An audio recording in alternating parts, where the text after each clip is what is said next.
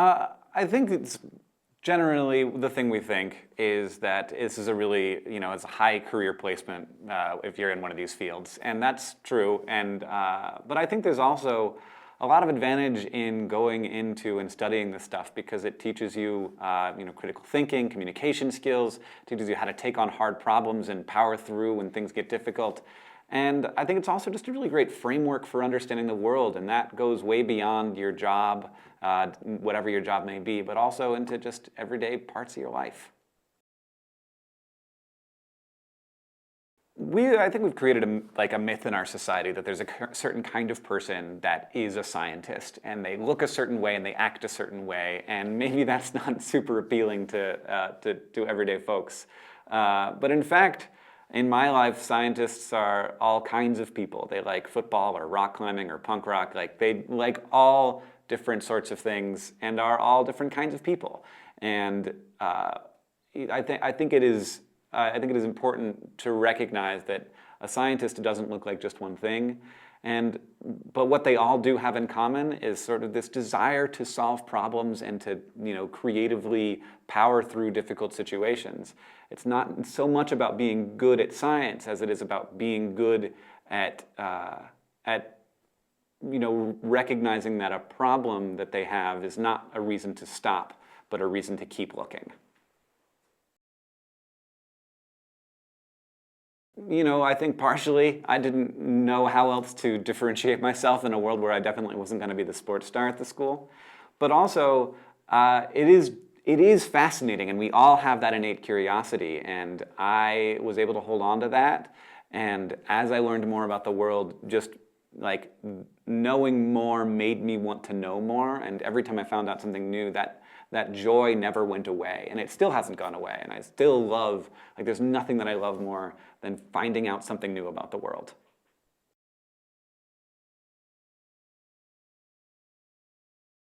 I mean, it's good for critical thinking, it's good for, have a biochemistry degree, but mostly I run a business. But I find all the time that what I learned in my undergrad education is completely applicable to my day job. And I think it's been wonderful to have this joy and passion that has run throughout my life, and also I love sharing that with people, and I think that when I do, people often find that once they thought that they were not so into science, but the more they hear about it, the more they are.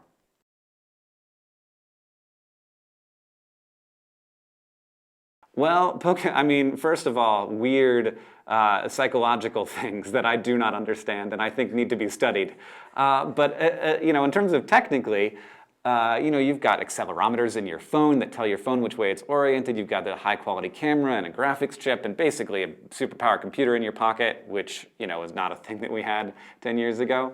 And you also have a global positioning system of satellites telling you exactly where you are in the world and whether or not you might be nearby a Pokemon. And then finally, this database of interesting places in the world that was actually put together by volunteers and that this system can tap into and basically give you interesting spots where a Pokemon might be nearby. Well, each of your hair follicles actually has sort of a programmed limit to how far your hairs are going to grow. So obviously the hairs on your head grow longer than the hairs on your arm, but your head hairs actually do have a limit as well, and there's an active phase and a passive phase to hair growth. And during the passive phase, the blood flow to the follicle cuts off, the cells stop producing, keratin, that is your hair, and the hair starts getting pushed up through your skin until it sheds. And that is different for hair follicles in different parts of your body, so it's that time is years on your head, and it might just be months on your arms. All of animals have hormones that interact with receptors in their brains that make them feel things, and that's how we have emotions. That's how we think thoughts. And there are some chemicals that mimic those hormones, and for cats, some of those chemicals are in catnip, and they mimic the hormones that produce pleasure and enjoyment and satisfaction. And so basically, it's drugs for cats. But it's not bad for them. So Emerson and I are working on this because we share the goal of having more scientists in the world because they need more people to hire. So they put together a really cool resource at emerson.com/ilovestem, which outlines interesting things about the world, but also draws lines between the innovations and also in the people who actually made those innovations, the scientists and the engineers, who are just people.